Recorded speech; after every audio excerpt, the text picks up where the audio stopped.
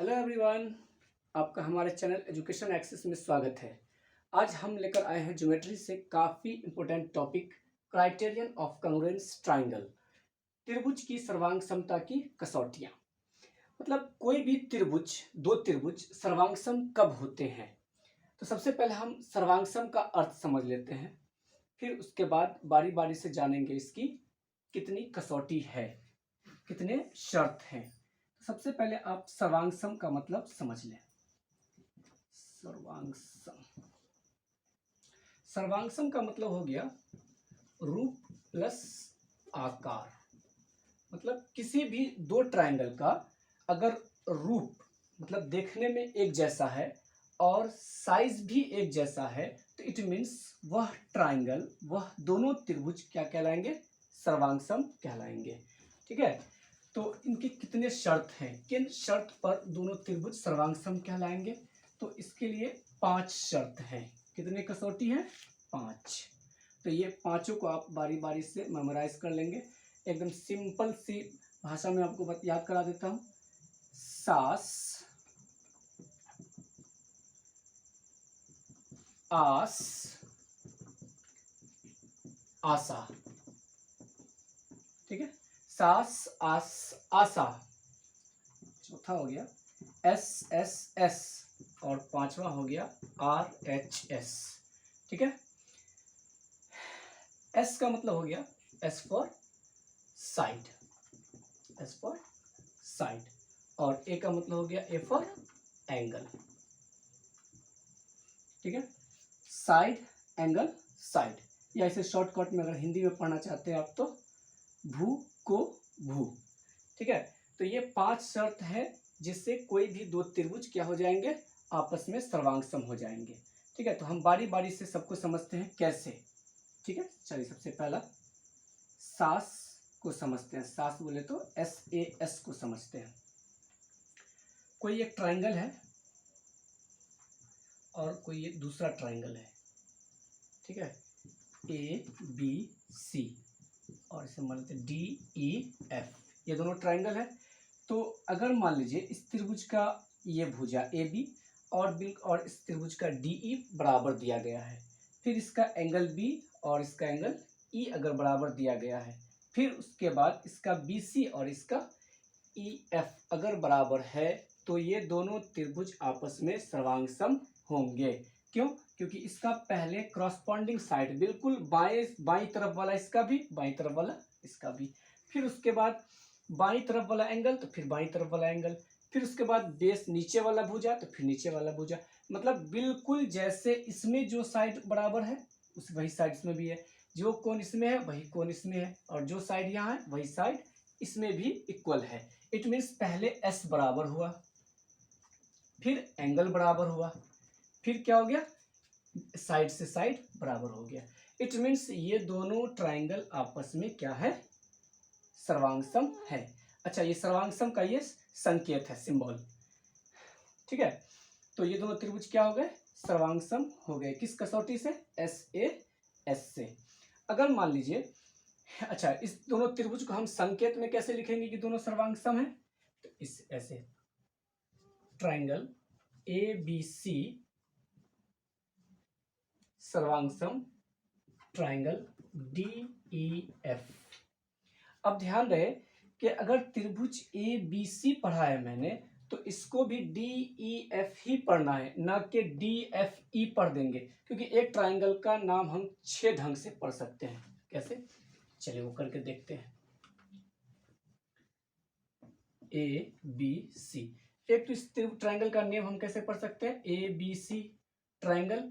ए C B भी पढ़ सकते हैं, बी ए से भी पढ़ सकते हैं, बी सी ए भी पढ़ सकते हैं, फिर सी ए भी पढ़ सकते हैं और बी सी ए भी पढ़ सकते हैं। तो मीन्स एक ट्राइंगल का हम 6 व्यू से नाम पढ़ सकते हैं। लेकिन आप पहले त्रिभुज को जैसे पढ़े हैं वैसे ही सेम टू सेम दूसरे ट्राइंगल को पढ़ना होगा। अगर ए बी सी सर्वांग सम डी ई एफ है, तो ट्राइंगल ए बी सी सर्वांग सम डी एफ ई कहना बिल्कुल गलत होगा। अगर ए बी सी सर्वांग सम है तो डी ई एफ भी सर्वांग सम होगा। बिल्कुल सेम टू सेम पढ़ना भी है। चलिए अब दूसरा को देख लेते हैं।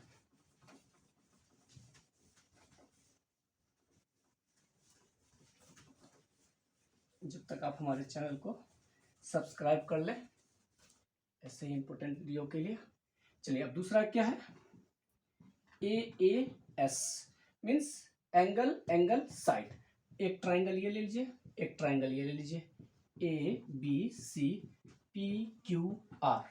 अगर मान लीजिए एक ट्राइंगल का एंगल और दूसरे ट्राइंगल का सेम एंगल, करॉस्पॉन्डिंग एंगल, बिल्कुल संगत कोण, फिर सॉरी ए है ना यहाँ, तो फिर ए, फिर इसका भी ए, मीन्स एंगल बराबर हुआ, फिर एंगल बराबर हुआ, फिर ये साइड बराबर दे दिया अगर प्रश्न में, तो ये ए एस क्राइटेरियन से क्या हो गया, ये दोनों सर्वांग सम हो गया। अच्छा, अगर कोई त्रिभुज सर्वांग सम हो जाता है तो बाकी बचा जो करॉस्पॉन्डिंग साइड होगा वो ऑटोमेटिक बराबर हो जाएगा। अगर मान लीजिए ये दोनों ट्राइंगल आपका ए एस क्राइटेरियन से ये दोनों क्या है, कांग्रुएंस हो चुका है, तो ये भुजा, ये साइड ए बी बराबर पी क्यू आप लिख सकते हैं। कब, जब ये दोनों सर्वांग सम साबित हो जाएगा, तब ये ऑटोमेटिक ए बी बराबर पी क्यू हो जाएगा ऑटोमेटिक, क्योंकि सर्वांगसम त्रिभुज के संगत अंग बराबर होते हैं। कोई भी लगातार 3 अंग बराबर हो वो दोनों त्रिभुज सर्वांगसम होते हैं। चलिए अब इसे समझ लेते हैं। ए एस ए मतलब एक ट्राइंगल ये है, दूसरा ट्राइंगल ये है, A B C P Q R. अगर मान लीजिए इस दोनों त्रिभुज में पहले एंगल बराबर दे दे, पहले एंगल बराबर हो, फिर उसके बाद कोई साइड बराबर आ जाए, फिर उसके बाद कोई एंगल बराबर आ जाए लगातार, तो ए एस ए, कोई जरूरी नहीं है कि ए एस ए यही हो, ये भी हो सकता है ए एस ए, ये भी हो सकता है। कोई भी लगातार ए एस ए अगर बराबर हो रहा है तो इट मीन्स ये दोनों ट्राइंगल क्या है, सर्वांगसम है। ठीक है, चलिए अब हम चौथे नंबर को देख लेते हैं। एस एस एस मतलब साइड साइड साइड। क्लियर है एकदम बिल्कुल कि किसी भी ट्राइंगल का साइड बराबर होना चाहिए। इस ट्राइंगल का ये साइड इस आधार से आधार बराबर, और ये वाला साइड से ये वाला साइड अगर बराबर है तो कौन सा क्राइटेरिया लग जाएगा, एस बराबर हुआ, फिर एस बराबर हुआ, फिर एस बराबर हुआ, तो means S S S criterion से क्या हो गया, दोनों ट्राइंगल सर्वांगसम साबित हो गया। जब ये दोनों सर्वांगसम हो जाए तो ऑटोमेटिक इस कोण के बराबर ये कोण, इस कोण के बराबर ये कोण, और इस कोण के बराबर ये कोण हम कह सकते हैं। किससे, उस रूल को कहते हैं सीपीसीटी से। किस रूल से, सीपीसीटी से, क्रॉसपॉन्डिंग पार्ट्स ऑफ कांग्रुएंस ट्राइंगल, मतलब सर्वांगसम त्रिभुज के संगत अंग बराबर होते हैं। चलिए अब लास्ट RHS।